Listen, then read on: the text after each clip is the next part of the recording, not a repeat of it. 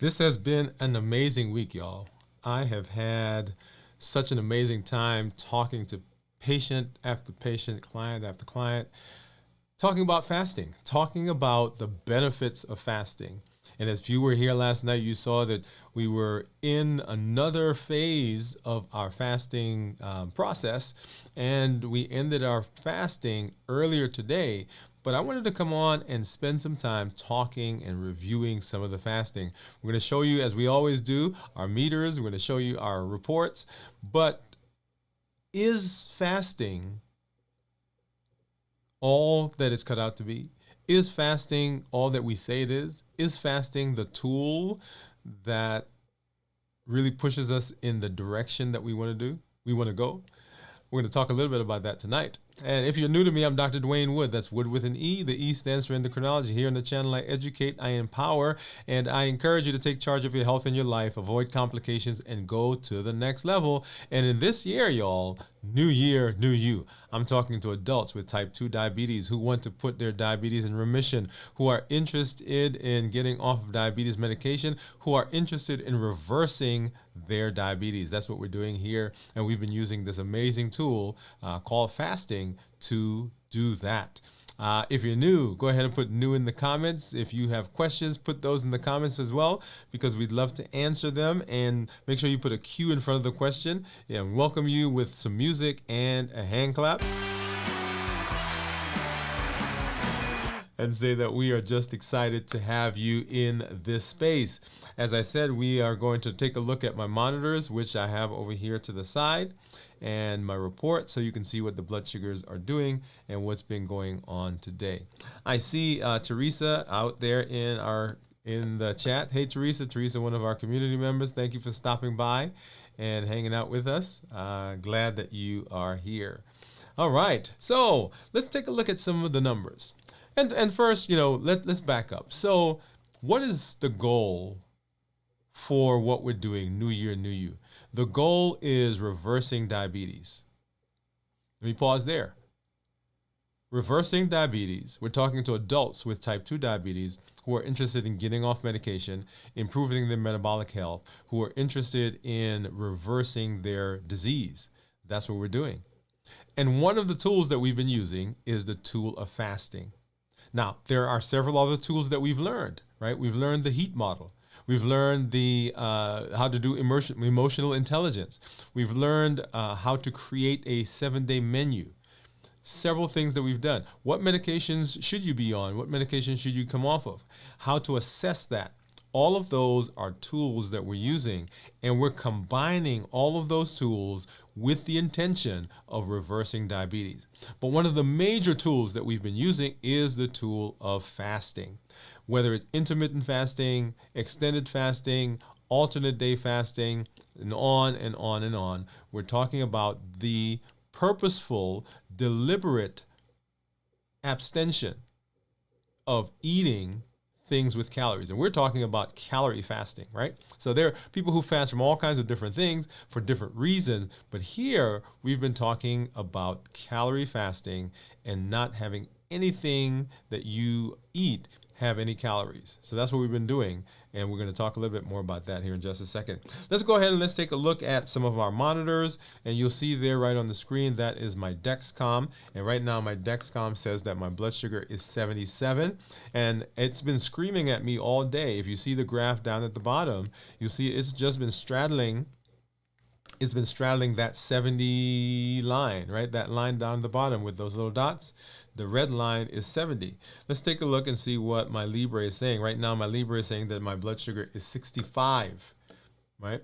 And it also, if you look at the graph down below, you'll see that it's been kind of hovering actually below 70 for most of the day. There's a little period there in the morning, right, starting maybe about 7:30, 8 o'clock, where it went above 70. That's the white part of the line. And then right around noon, right before noon, it actually dropped again below 70, and then it continued there. We'll talk about what's going on there in just a little bit.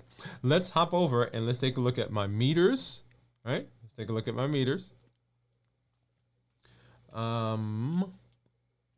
And And actually, before I do that, let me go ahead and you guys didn't remind me. I'm supposed to be doing my check-in, right? Check-in to find out how I'm doing. And let's hop over. Okay. Um, so our check-in, and actually, I wanted to use a different one, y'all. Hold on a second. Let me grab a different check-in. Yeah, let's do. Ba, ba, ba, ba.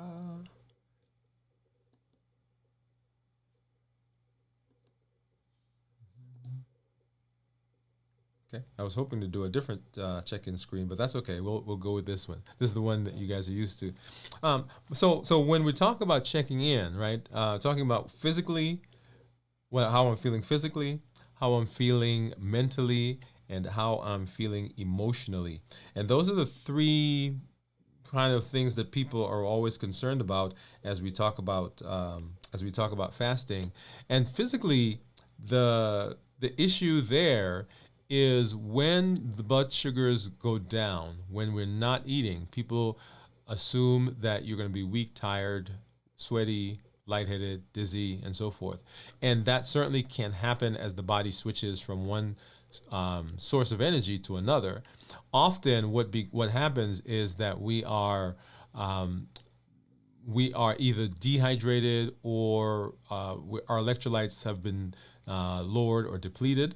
As I happened to me yesterday and the day before, I didn't do a good job of maintaining hydration.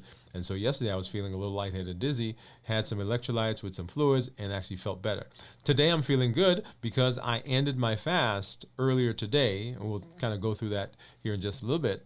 Ended my fast earlier today and actually have been eating, and so feeling good, and yet my blood sugars are still staying in that 60 to 70 range, right?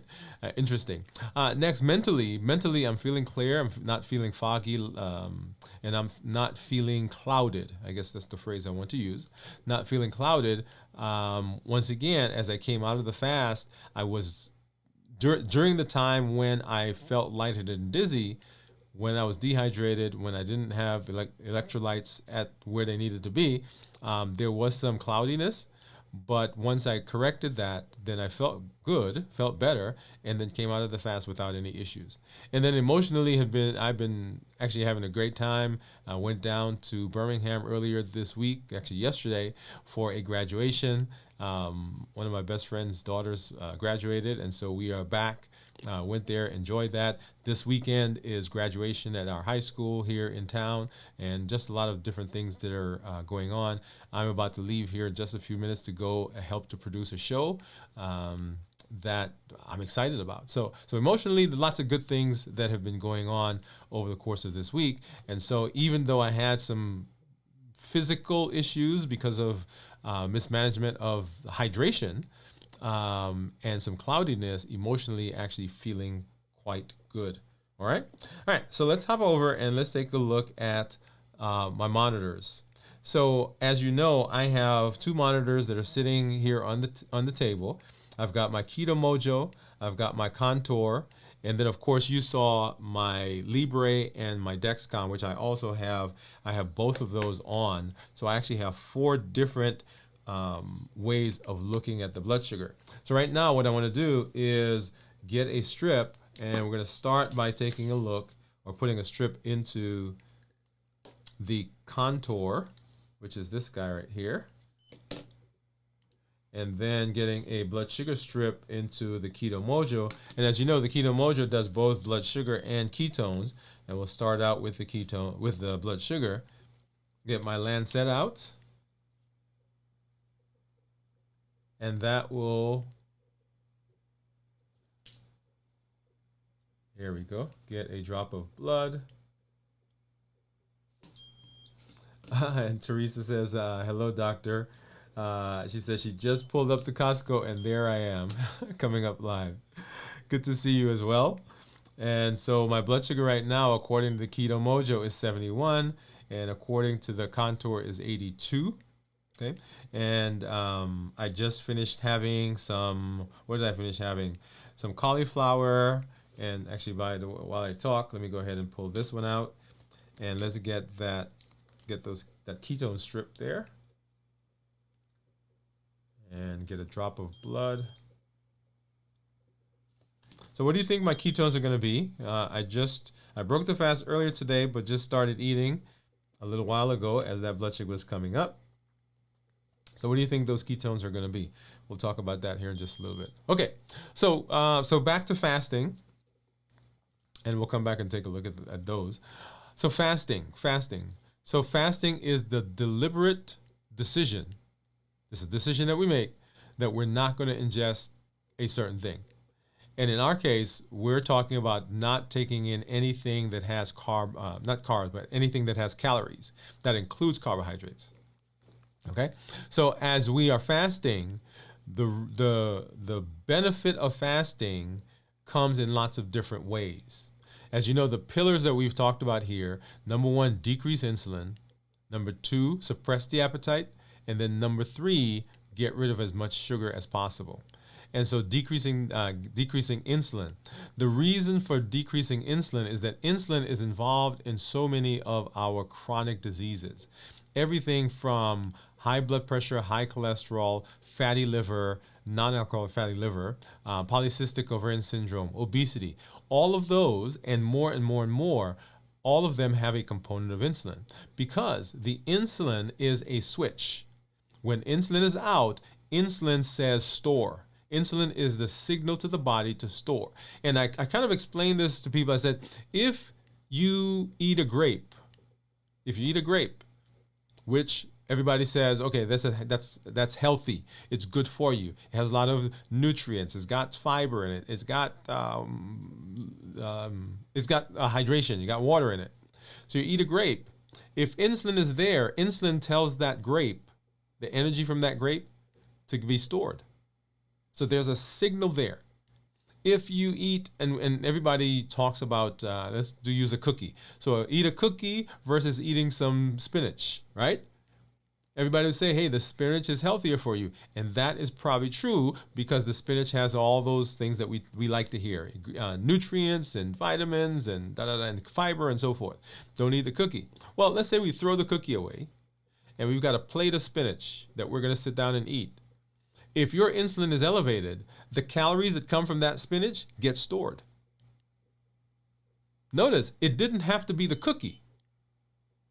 But any calories that then come in will get stored because insulin is there, because insulin is the switch that says store. And so insulin stores. Insulin also causes the appetite to be stimulated.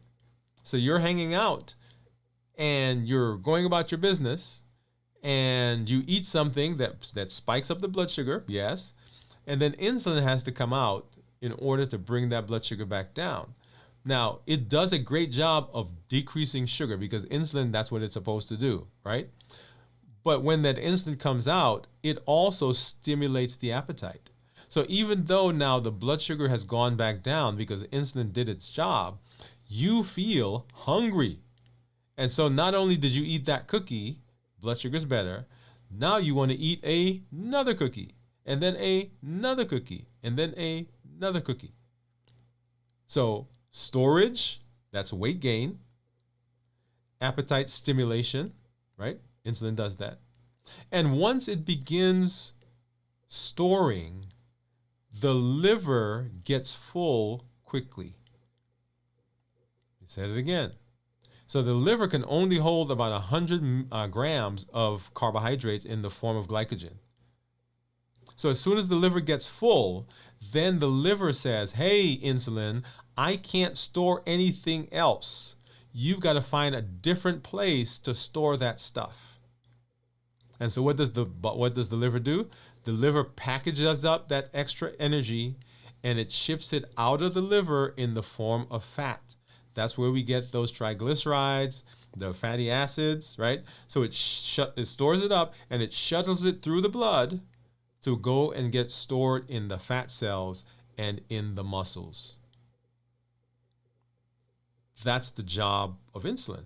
Now, we know about the sugar job of insulin, but there are some other behind the scenes things that insulin does that is the reason that we say, hey, suppress insulin, suppress the appetite. Why is it important to suppress the appetite? It's important to suppress the appetite because it is the thing, it is the vehicle that the body, that insulin, that our brain uses to make us eat.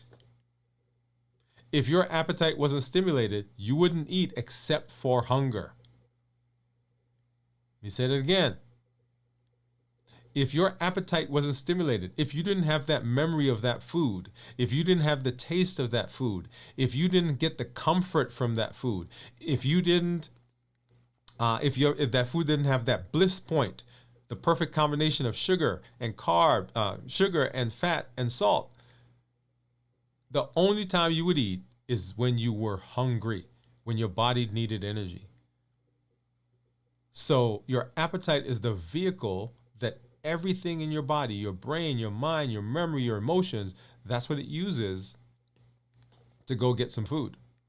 And usually it's not like salad. Nobody's craving salad, right? It's usually those high fat, high carb, highly processed foods that we crave. And then get rid of as much sugar as possible. Why get rid of sugar? Because when we eat things that have sugar, what has to happen in order for the blood sugar to remain the same? We've got to go get some insulin now to get that blood sugar down. And once we get the insulin, we get back into that spiral. So suppress the insulin, suppress the appetite, decrease sugar. Those are the pillars of what we're discussing. Those are the pillars for reversing diabetes. And fasting checks all of the boxes for what we just said. It checks all of the boxes for those pillars. Number one, when we fast, we're not putting any food in. We're not putting any energy in. We're not putting any carbohydrates in. If we're not putting carbohydrates in, then the blood sugars begin to drop. Right? That's one of the pillars. When the blood sugars begin to drop, the insulin begins to drop. That's another pillar. When the insulin begins to drop, the appetite becomes suppressed. That's a third pillar. All three pillars are hit by fasting. That's why fasting is an amazing tool to be able to reverse diabetes.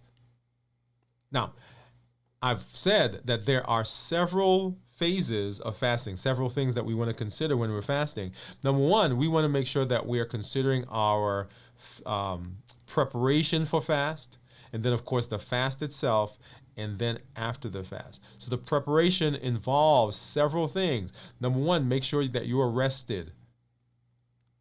Make sure that you are not dealing with a lot of stresses. Make sure you're hydrated. Make sure you've had good nutrition leading up to the fast. So you should not come out of, I'm trying to think of a stressful situation.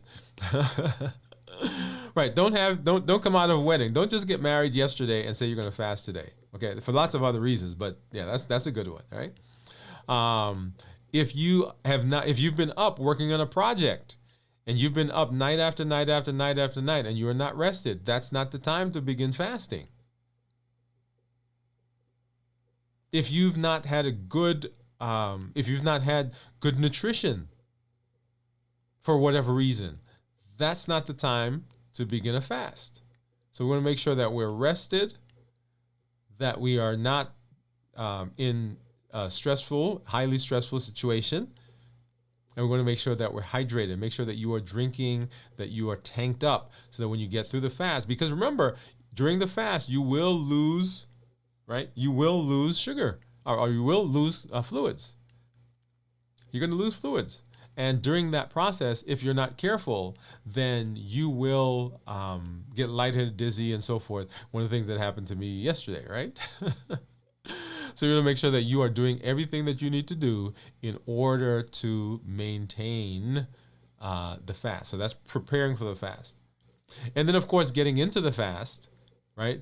The first 8 hours, first 8 to 12 hours, the body is still digesting the food. And then it begins burning the storage that's in the liver. That's the glycogen, which is gone about 24 hours later. From 24 to 36 hours, now we are fully into the ketosis process, where the body is now using the stored fat to break it down, to convert it to ketones to use for energy. That's kind of, as I mentioned, I kind of liken this to that hybrid car, right? The hybrid car that uses both gas and also uses the battery. When the gas is done, we just switch over to the battery. And so in this case, when the carbohydrates are low, when they're going down, when we're fasting, the body switches over to using ketones. And in the process of burning ketones, where does that come from? Ketones, they come from fat. When we burn fat, we produce ketones.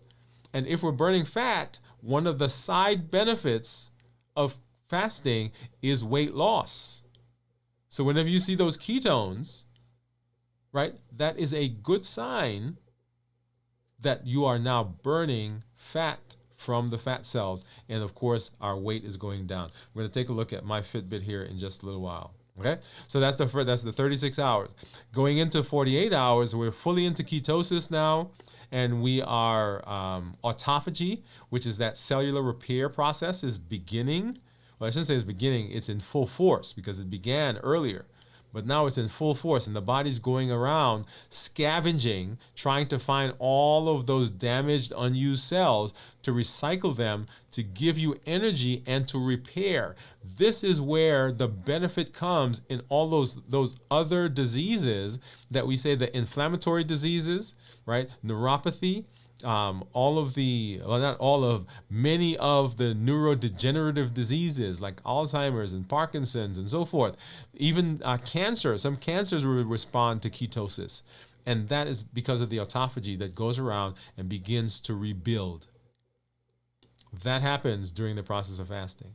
And then, of course, getting into the 72 hours, now we begin to boost the immune system because now we've decreased the inflammation in the body. We are no longer relying on sugar and carbohydrates. We're burning ketones. Those ketones are powering our brain. They're powering our muscles, right? Because those tissues love ketones. Autophagy is in full force. Our blood sugars are lower. Because the blood sugars are lower, insulin is down. Because insulin is down, the appetite is suppressed, and we're not hungry. We're losing weight. We're improving our blood sugar. And because we are depleting the liver, y'all, from all of the glycogen, then there are fatty deposits in the liver. Those now are getting broken down as well. So that's how fatty liver is improved. Right? Remember this thing right here? Right? So that's why all of this improves. Because we're decreasing the insulin, we're burning the fat, we're improving the blood sugar. And so when you go back to your doctor now, man, look at that A1C. That A1C has come down so significantly. And that is the benefit of the process. And so the New Year, New You process is walking through all of those tools and all of the education and all of the community support that's required to reverse diabetes, to improve your health, to get well, to tackle your high blood pressure and your high cholesterol, reverse that non-alcoholic fatty liver disease, get us down on our weight, y'all. All of that gets better as we walk through the fasting process and as we apply them all under the New Year, New You paradigm. And I want to say to you, and you've seen it, I've mentioned it over the last several days, right? As we're moving through the process of New Year, New You, I want you to know that you have unlimited potential, unlimited ability. You have unlimited expectations, and you have the possibility of unlimited results. This is not just, hey, let me listen to the podcast. Hey, let me hear some of this stuff. But if you apply this, if you begin incorporating it, there are people in our community right now who are getting off of medication, who are reversing disease processes, who are getting off of diabetes medicines and blood pressure medicines and cholesterol medicines, who have seen significant weight improvement. Unlimited. If you've tried something in the past and it hasn't worked, hey, that doesn't mean anything for now and the future. You will have unlimited possibilities. If people have told you, hey, you can't do that, you can't lose weight, you can't, right? No. unlimited potential that you can do, that you can have into the future. If you doubt yourself, unlimited belief. Because you can do this, you are unlimited in your ability. Unlimited. Hey. So let's take a look. Let's hop over and we're going to take a look at our report, because I want you guys to see what has been going on. Here we are. It's been going on over the last couple of days. As always, let me go ahead and change this to 90 days. So you'll see there on the screen that the average blood sugar over the last 90 days has been 107. 107 with the glucose management indicator down there that says is 5.9. So that's an estimate of what my A1C is going to be. So I'm in target over the course of this time. From 70 to 180, I'm in target 92% of the time. So if we look at the daily graphs, and we're going to pull up where we were when we did a check-in last night or early this morning. Let's back up. And let's start here on Monday. So Monday morning at about 1 o'clock was when we started the fast. 24 hours later, right, 80s.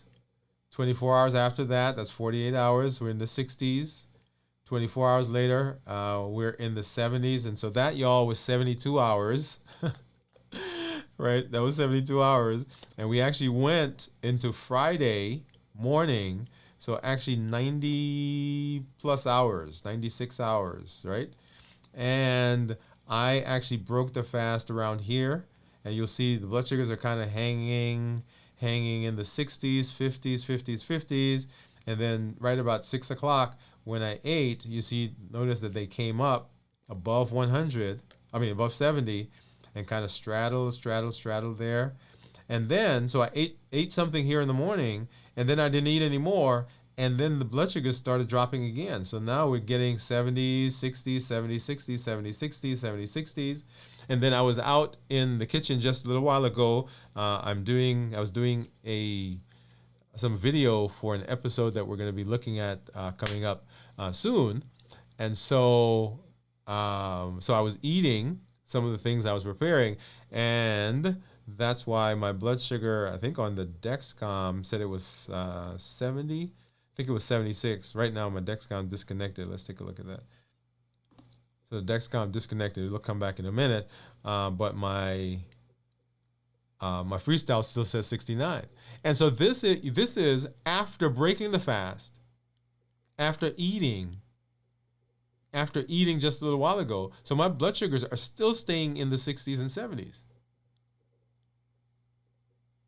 Now, one of the things that I don't think we've talked about much, and I want you to hear this clearly, particularly if you're diabetic, if you're on medication. So the fasting is great for the days when you fast, right? Because we're decreasing blood sugar, we're decreasing insulin, we're suppressing the appetite. Wonderful, amazing, all the benefits that we've just talked about.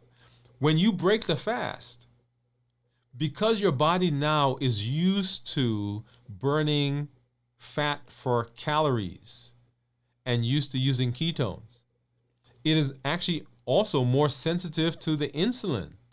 So that the days after you fast, you may not need as much medication as you did prior to the fast.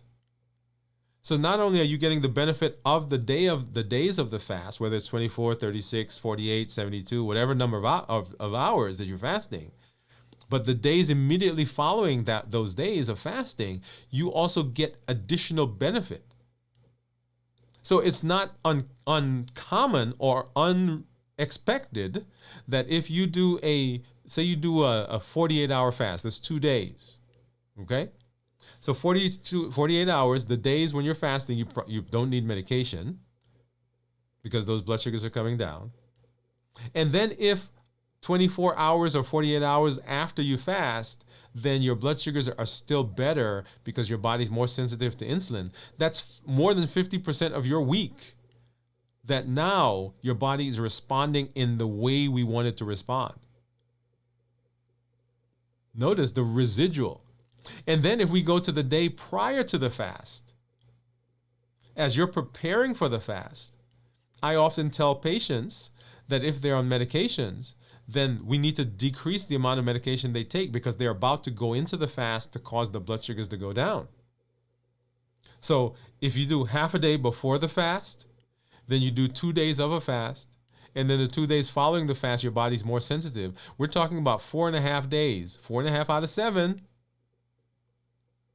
that we've now caused improvement in our metabolic diseases. Isn't that amazing?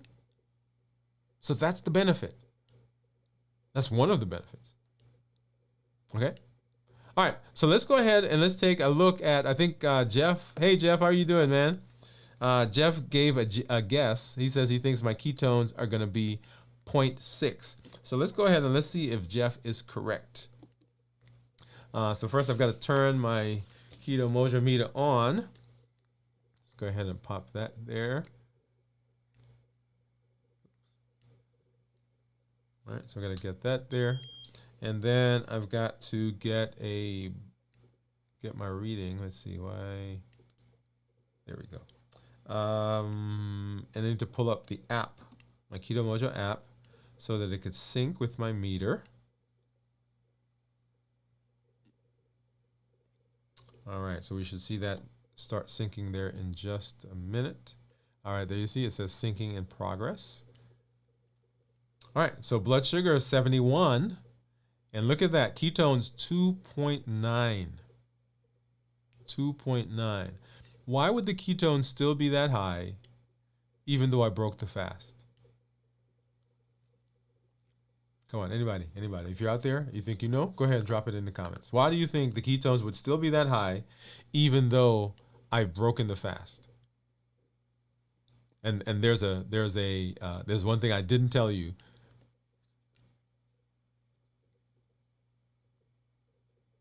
You want to hear it? Yeah.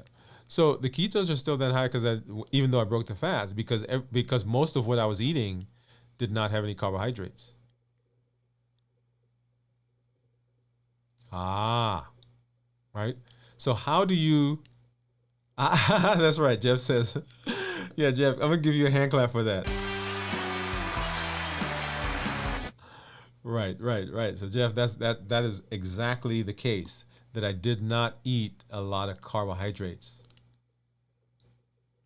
And so, right, one of the hacks, right, one of the cheat codes is when you do eat, if you want to extend the benefits, some of the benefits of the fasting, if you don't eat a lot of carbohydrates when you break the fast, the body stays in a relative ketosis. That's the whole idea behind a ketogenic diet. So the body stays in that process of burning fat for energy and converting it to ketones. Now, if we maintain the ketosis, what are we doing in that state? Well, we've minimized the carbohydrates, right? So one of the pillars. If we minimize the carbohydrates, then that means that insulin has to be minimized, another one of the pillars. And if insulin is minimized, then we don't have a ravenous appetite. That's a third pillar. So maintaining a longer ketosis helps. And if you're out in the community, you've heard us talk, right? As a matter of fact, there are some folks in the comments right now, and we've shared about how when we break the fast, depending on what we eat, the next 24 hours can be very difficult, right? So if you break the fast and you ate some highly sugared cereal or some processed food, or you ate a cookie, or you ate pasta, or in my case, remember I was eating beans and I was eating those cashews and the almonds. So those quote unquote are good things, but they were spiking my blood sugars so high that my insulin had to come out to fix them. And when the insulin came out, the next 24 hours was difficult because the appetite got stimulated. So breaking the fast with things that are low carbs extends the ketosis. And in this case, you'll see that my ketones are 2.9, which is even higher than they were at the end of the fast, right? Because I went into a longer fast. So beautiful, beautiful. I love it. And then finally, let's take a look at one of the side benefits of fasting. And one of the side benefits of fasting and reversing diabetes and controlling blood sugar, right? Controlling blood sugar. And before I go there, let me see if let's hop into the comments and see. I have some comments out there. So yes, Jeff says, yes, you ate no carbs. So we mentioned that one. And then Jennifer said, hey, Teresa. Hey, Jeff. Hey, Doc. Hey, Teresa. Hey, Jennifer. Thank you for stopping through. Thank you for hanging out with us. And Jeff has a question. He said, when you do your lab blood draw, do you check fasting insulin to compute HOMA-IR for insulin resistance estimate? So I do get fasting insulin and I do get C-peptide. I don't calculate the HOMA-IR, but it's easy to do. I have not needed to do that for me, but we check them for all of our patients. Most people have insulin resistance. If you are overweight, if you're type 2 diabetic, usually there's insulin resistance. And so it perhaps gives me a estimate of whether we're having improvement, the HOMA-IR, because as that number changes, we can tell where we're heading. But a perfect indicator of that, right, would be blood sugar control by decreasing medication with blood sugar control, and also weight change. Okay, and we'll talk about the weight change here in just a minute. But good question, Jeff. And Jennifer says, I've been fighting with sugar calling me. Graduation parties pushed me onto the struggle bus. Yes. It is so, y'all. So Jennifer, thank you for saying that. Let's talk about that a little bit. So remember the heat model, right? And let me pull that up really quickly. Remember the heat model that we talked about, right? Habits, emotions, access, and taste. Habits, emotions, access, and taste. So as I just explained, the moment insulin shows up, then we begin struggling with a lot of different things. We begin struggling with weight, and we begin struggling with appetite because it stimulates the appetite. And so as we are navigating life, right? Like how I put that? As we're navigating life, we have got to understand the impact of the things we eat. We can no longer just say, okay, I'm just eating something. No, we have to understand the impact of it. Now, as you understand the impact, you get to make a decision. Like, when was it? Last Sunday, my son's class had a fundraiser, and their fundraiser was a dinner. And so, we bought tickets and we went and we sat, and they brought, what did we have? We had mashed potatoes. We had green beans. We had, did I take a picture? I think I did take a picture. Hold on. Mashed potatoes, green beans, and some other things. And then for dessert, they had fruit and no, I don't think I thought I had taken a picture. So they had fruit, and then they had a vegan cake, a vegan pound cake that my wife made. And I love my wife's pound cake, y'all. And I like fruits. So I'm sitting there at the table, and I had to make a decision, right? I had to make a decision of hey, am I going to eat the fruit And then I ate the fruit and I said, okay, great. The fruit is good. But the moment I tasted that watermelon and those berries and the cantaloupe, y'all, man, I was like, okay, bring me a piece of that cake. But I knew this. I understood this. And so I had prepared, okay, what am I going to do? What am I going to be able to do after I eat this? I know that my appetite is about to be stimulated. What do I do to begin dealing with that? And so the tools that we learned, emotional intelligence, being aware of where you are, being aware of what you're feeling, being aware of the things that are driving what you're feeling, right? So I began practicing that, right? Meditation, right? I took myself to my favorite place, St. Simon's Island, right? And I began talking, because you can't fight the cravings. What you've got to do is you've got to manage, because they're coming.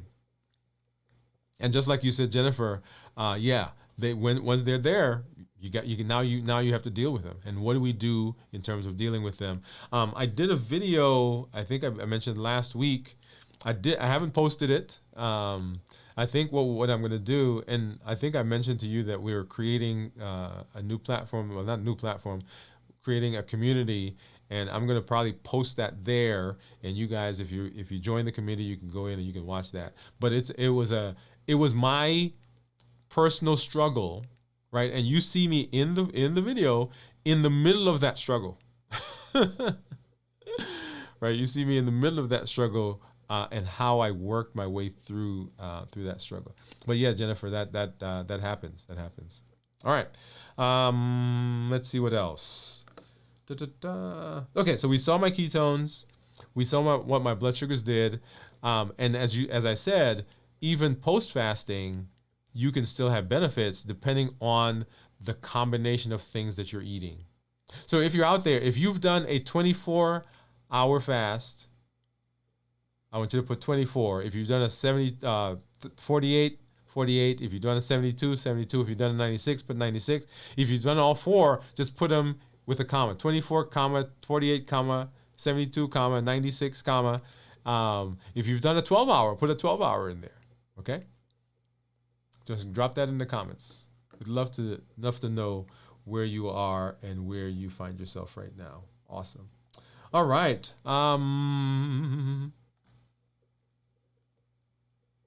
Let's see. What else? So fasting. Yes. So we talked about preparing for the fast. We talked about the fast itself, right? So 8 hours, 12 hours, 24 hours, 24 to 36 hours, 36 to 48 hours, 48 to 72, and then of course an extended, which is 96 hours. So breaking the fast, and we talked a little bit about this now, right? So how you break the fast, very important in terms of the fast. And one of the side benefits of fasting and controlling blood sugars, right? So remember, we are on a trek to reverse diabetes. And the side benefits of reversing diabetes are all the things we talked about: blood pressure, cholesterol, coronary artery disease, polycystic ovarian syndrome, so on and so forth. But let's take a look at one of the things that's happened for me. And so we've been on a little over 2 years actually working on New Year, New You. And my goal last year in March was, okay, 1 pound a week for that 52-week period. So let's take a look at my graphs. And so here in March of 2023, March 3rd of 2023, 240 pounds. Oh, you can't see that. So, so let's go back and make sure you can see it. There we go. All right. So what you see there, that peak at the top there, that's 240 pounds. That's March of last year. Now, we can back up and go even further, and you'll see that we were actually much higher than that, right? That was 260, and at one point we were up to 285, almost 290 pounds, okay? And that was back in, when was that? That was 22, y'all, okay? And so our goal as we walked through this past year was 1 pound per week, or yeah, 1 pound per week, so 52 pounds for the year. And in March of this year, that was February. In March of this year, we hit that at 188. Okay, we hit that at 188. So 52 pounds per week, 52 pounds for the year. And then now let me go to the month. As we've been fasting, right? Now we have some additional benefits that I'm shooting for in terms of weight. We'll see that the weight is continuing to have a downward trend, right? So we fast and the weight goes down, and when we start eating, it comes up. In January of this year, January we hit below 200, and we've not gone back above 200, right? We've had some where we got up to 193. And if you have not read yet the blog that we did on the website, let's go over there really quickly. The blog that we did that's entitled, "Why Does My Blood Sugar Fluctuate So Much If I'm Fasting?" When was that? We posted that last week. Yeah, here it is. Why does my weight increase so much after fasting? That's an amazing one. That's a fascinating one to read, right? It really answers a lot of questions in terms of weight fluctuation. So make sure you get over there and take a look at that one. All right, but let's hop back over and let's talk about weight. And so you'll see that the weight fluctuates, but it's having that downward spiral trend, right? And then this morning, if I go to the week, this morning 180.8, 180.8. So March 188.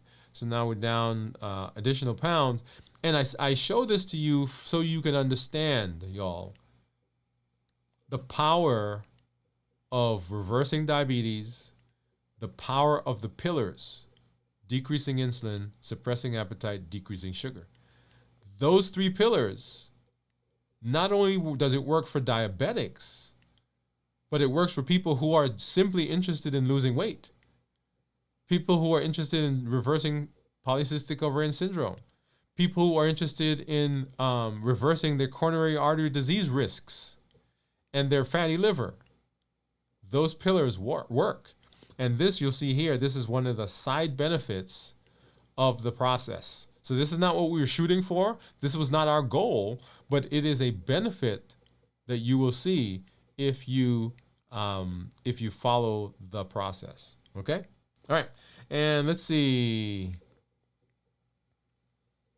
So Jeff says, "Hey, Jen, I had 4 graduations in Omaha and Council Bluffs and went through the same thing." Yeah, yep. We all, hey guys, yep. And Teresa said she's done a 24-hour fast. Yay, Teresa.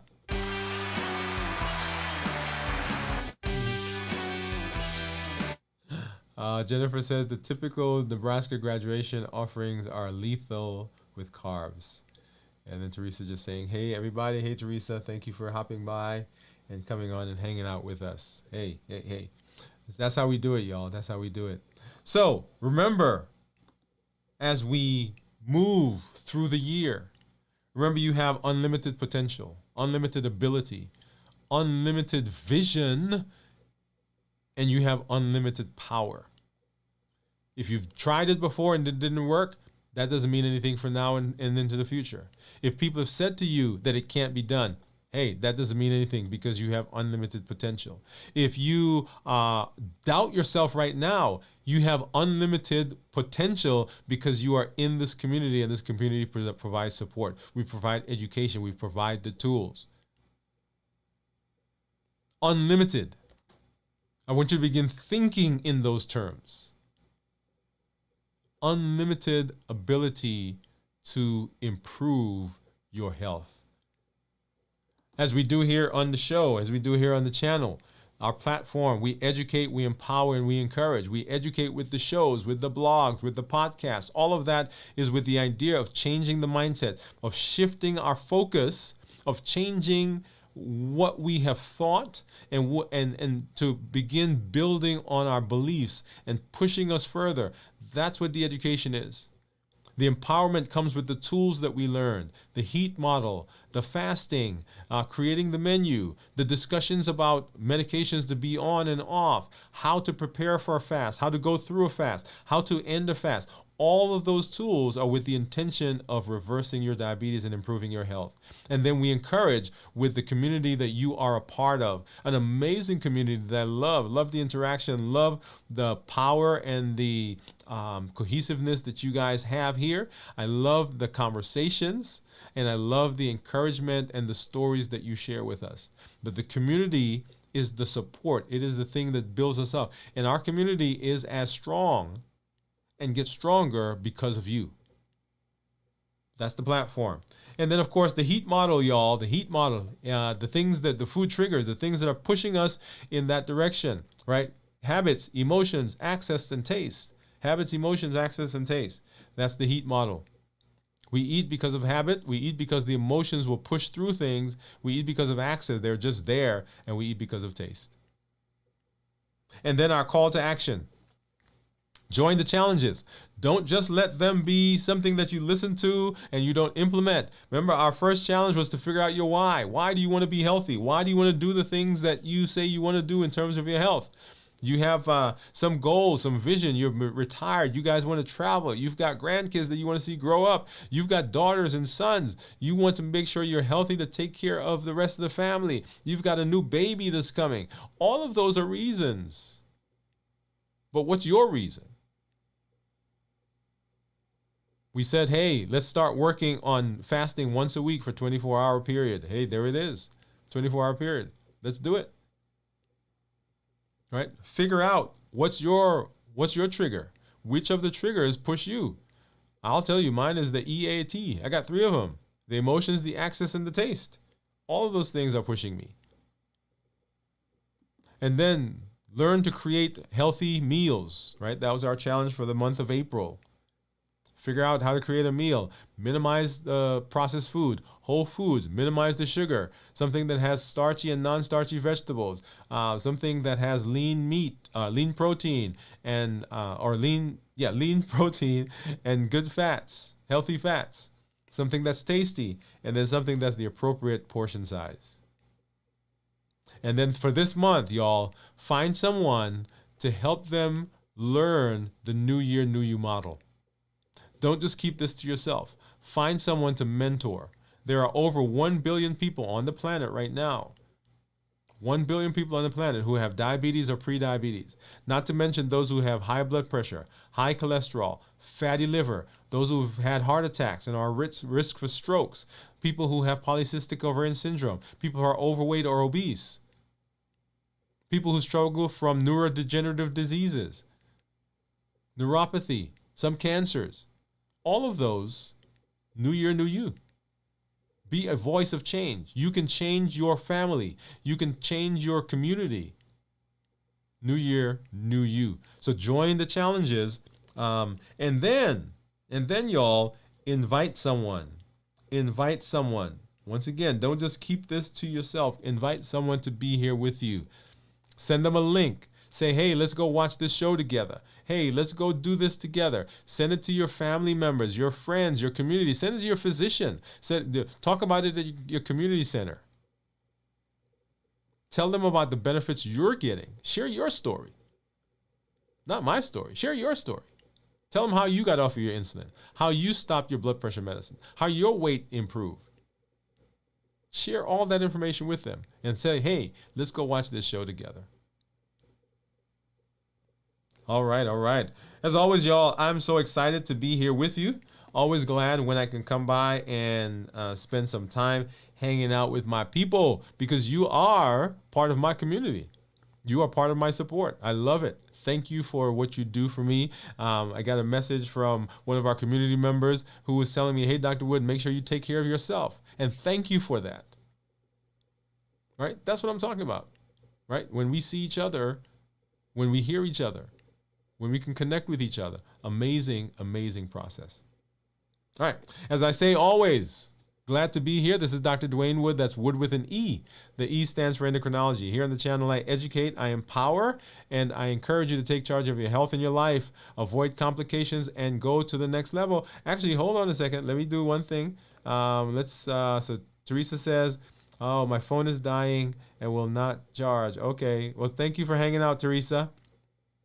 Jennifer says, good night, Teresa. Happy shopping. Yes, yes, yes.